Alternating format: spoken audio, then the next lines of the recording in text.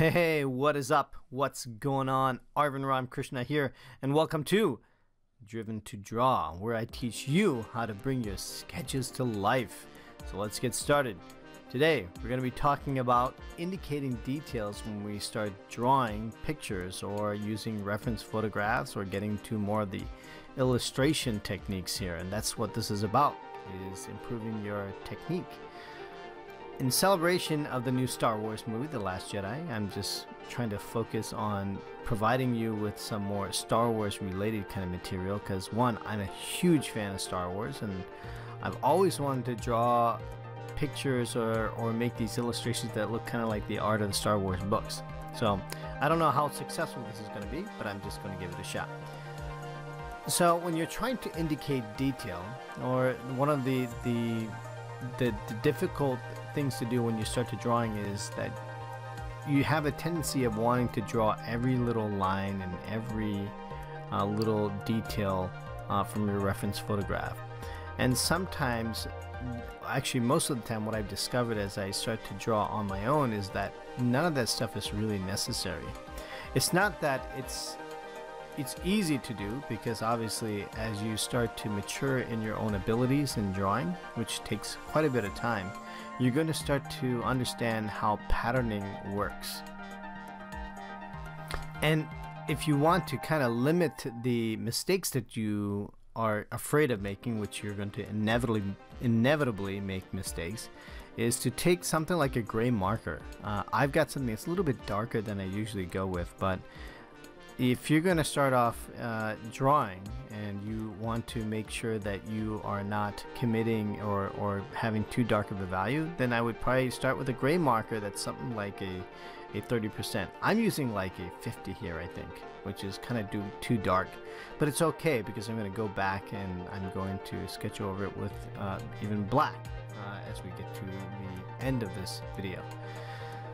When you indicate detail, it's really about scribbling. It's developing the art of scribbling and just understanding patterning, which is what I was talking about before, is patterning shapes and making it seem like there's more detail than there actually is.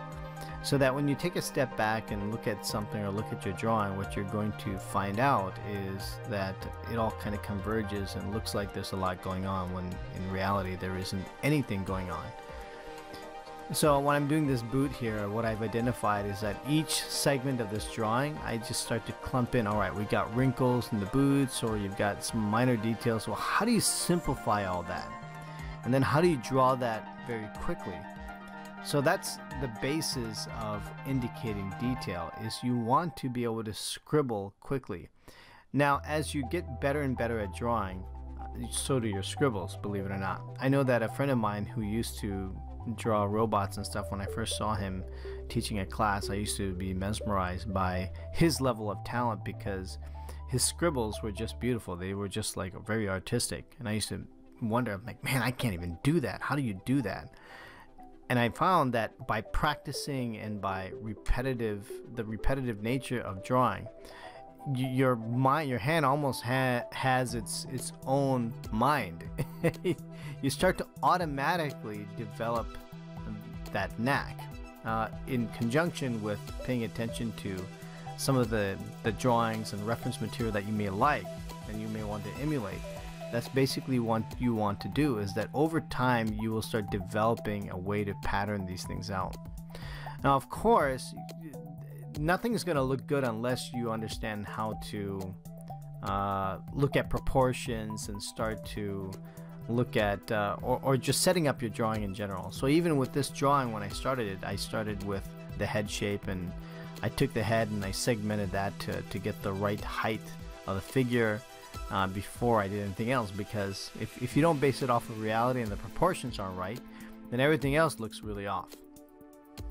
So once you've finished outlining everything in gray, which is what I've done here, I'm going to come back with detailing, which creating more value and more contrast, which is also going to help in the perceived details here.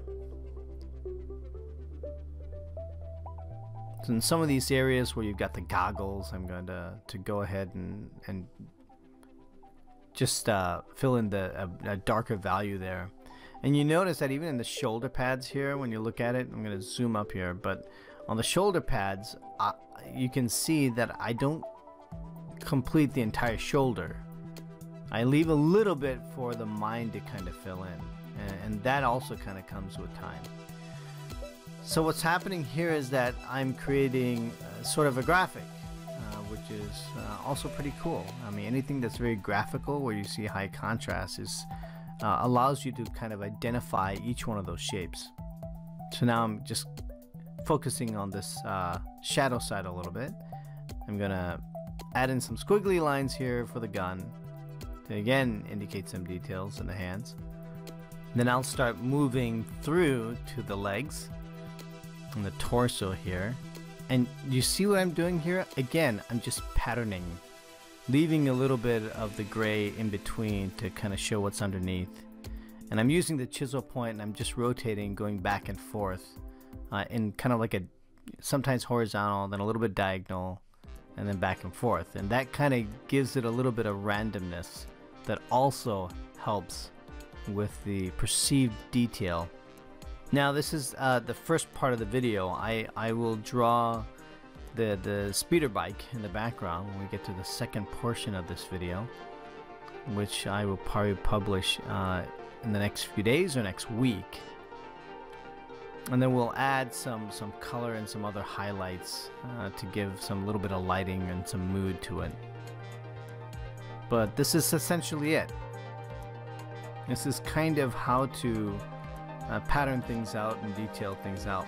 If you like these kind of videos, if there's something else you want me to draw, send me a comment below. Write down or just let me know what are the kind of subject matters that you like. It doesn't have to be just cars, it can be anything for that matter. And I'll be sure to put it in the queue to post. Heck, I mean, we can even get a discussion going too. So I'm going to try to plan for some interactive sessions where you can kind of talk to each other. So that's going to be coming soon. If this is the first time you're coming to Driven to Draw, I would love it if you support this channel and subscribe.